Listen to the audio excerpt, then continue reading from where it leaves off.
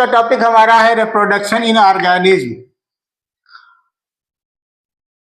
Animal और plant जो भी अर्थ पे पाए जाते हैं, जो भी लिविंग बीइंग्स हैं, वो इमोर्टल नहीं है। All living being are not immortal, they can live for short duration period after which death is inevitable. यानी कि सभी लिविंग बीइंग के पास, जो भी एनिमल या प्लांट अर्थ पे पाए जाते हैं, किसी भी एनिमल और प्लांट के पास एक स्पेसिफिक लाइफ स्पैन होता है। यानी कि जन्म से लेके डेथ के बीच का जो ड्यूरेशन है वो फिक्स होता है। और ये लाइफ स्पैन किसी भी एनिमल और प्लांट के साइज पे और उसके मास पे डिपेंड नहीं करता है। ये नहीं कि अगर वो बड़ा है साइज में तो उसको लाइफ स्पैन ज्यादा मिलेगा, ज्यादा सालों तक जिंदा रहेगा, यानी मास ज्यादा है तो वो ज्यादा दिनों तक जिंदा रहेगा, ऐसा नहीं। जैसे एक क्रो और पैरेट, क्रो 15 साल का उसका लाइफ स्पैन है और पैरेट का 140 साल का लाइफ स्पैन है। इसी प्रकार जो बैनियान ट्री होता है उसका 300 ईयर है, टॉर्टॉइज है उसका 100 से 150 ईयर का लाइफ स्पैन है।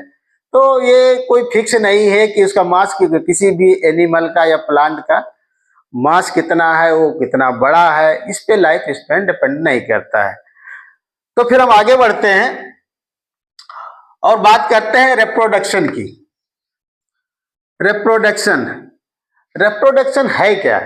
Reproduction is a biological process in which organism give rise to young one, जिसको हम ऑफ स्प्रिंग बोलते हैं, इज सिमिलर टू इटसेल्फ, जो कि उसके समान होता है। ठीक है। अच्छा, रिप्रोडक्शन शब्द जो वर्ड है ये दो शब्दों से मिलकर बना है। री मीन्स अगेन और प्रोडक्शन मीन्स टू प्रोड्यूस।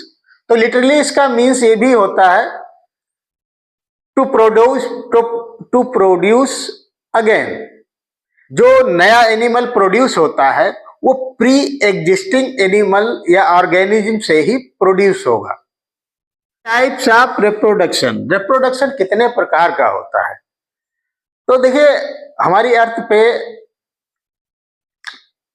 कई प्रकार के एनिमल पाए जाते हैं। प्रिमिटिव एनिमल से लेकर हायर क्लास के एनिमल जैसे कि ह्यूमन हो गया, और प्रिमिटिव एनिमल सिंगल सेल के भी होते हैं, मल्टी सेलर भी हैं। उसके बाद जो है इनमें जो सेल ऑर्गेनाइजेशन होता है प्रोटोप्लाज्म लेवल का होता है या फिर सेलुलर ग्रेड का होगा, और हायर एनिमल्स जो होते हैं उसमें बॉडी ऑर्गेनाइजेशन जो होता है वो ऑर्गेन लेवल का होता है।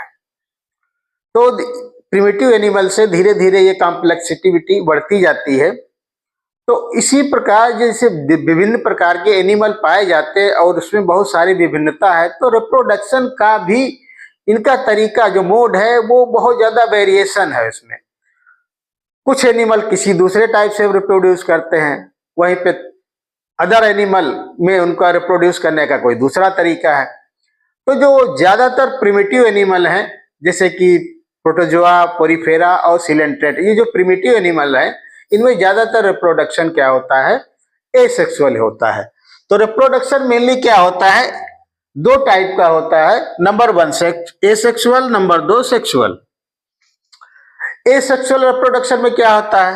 ये जो एसेक्सुअल रिप्रोडक्शन है इसमें केवल एक पेरेंट्स की जरूरत होती है। इसमें मेल और फीमेल दो पेरेंट्स की जरूरत नहीं, केवल एक पेरेंट्स की जरूरत है, और इसमें मियोसिस नहीं होती। अब जब मियोसिस नहीं होती है तो इसमें गैमेट्स भी नहीं बनते हैं। अच्छा, दूसरी बात यह है इसमें कोई प्लॉइडी नहीं होती। प्लॉइडी मतलब यह है जब मियोसिस होती है तो क्रोमोसोम्स की संख्या आधी रह जाती है, उसके बाद जब जाइगोट बनता है तो डिप्लॉइड हो जाता है। अच्छा, इसमें मियोसिस जब नहीं होती है तो क्रोमोसोम्स की संख्या सेम रहती, कोई बदलाव नहीं आता उसमें, जाइगोट फॉर्मेशन भी नहीं होता है। और सेक्सुअल रिप्रोडक्शन के एक स्पेसिफिक कैरेक्टर ये है कि इसमें जो भी ऑफ स्प्रिंग में यंग वन बनता है वो एग्जैक्ट कार्बन कॉपी होता है, उसमें कोई बदलाव नहीं होता है, तो हम उसको क्या बोलते हैं, क्लोन। यानी कि एसेक्सुअल रिप्रोडक्शन से पेरेंट के एग्जैक्ट सेम चीज अर्थ पे आएगी और डेवलप होके बिल्कुल उसी जैसा रूप ले लेगी, तो इसको हम क्लोन बोलते हैं।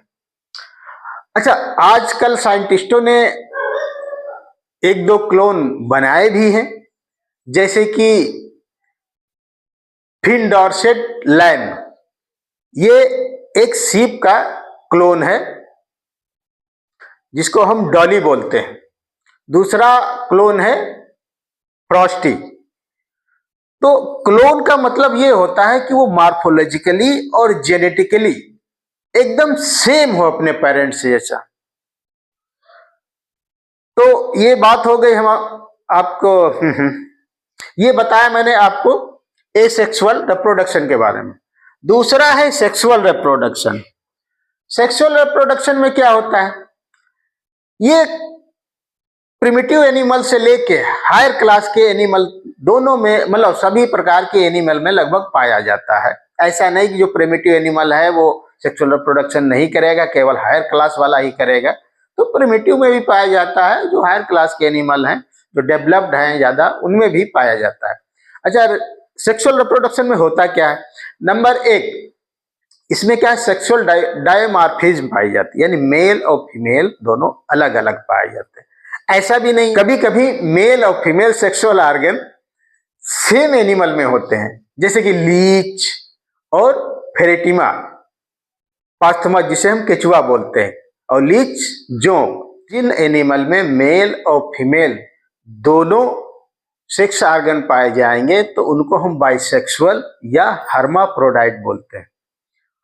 और जो एनिमल, जिन एनिमल में मेल और फीमेल अलग अलग पाए जाते हैं तो हम उनको यूनिसेक्सुअल एनिमल या प्लांट बोलते हैं। ठीक है, तो सेक्सुअल रिप्रोडक्शन में होता क्या है, इसमें मेल और फीमेल दोनों पेरेंट्स की जरूरत पड़ती है। नंबर दो, इनमें मियोसिस होती है। मियोसिस होने के बाद क्या है, गैमेट्स बनते हैं। गैमेट फिर फ्यूज होते हैं। फ्यूज होने के बाद जाइगोट बनता है, यानी जाइगोट बनता है तो इसका मतलब इसमें फर्टिलाइजेशन होता है, जो कि एसेक्सुअल रिप्रोडक्शन में नहीं होता है। ठीक है, अब इसमें क्रोमोसोम, मियोसिस होती है तो क्रोमोसोम्स की संख्या हाफ मेल से आती है, हाफ फीमेल से आती है। तो इसमें जो गैमेट बनता है, जाइगोट बनता है, या ऑफ स्प्रिंग में क्रोमोसोम की संख्या डबल होती है, जिसमें से हाफ मेल के हाफ फीमेल के, तो ये हाइब्रिड होता है। ऑफ स्प्रिंग में यंग बन बनता है, वो एग्जैक्ट क्लोन नहीं होता अपने माता और पिता का, क्योंकि उसमें मेल और फीमेल दोनों के जीन आके सबमिट होते हैं, यानी कि वो हाइब्रिड होता है। अच्छा, रिप्रोडक्शन आखिर जरूरी क्यों है लाइफ में? अर्थ पे लाइफ की कंटिन्यूटी बनी रहे, इसके लिए रिप्रोडक्शन जरूरी है, और इससे स्पीसीज की भी कंटिन्यूटी बनी रहती है। थैंक यू दोस्तों।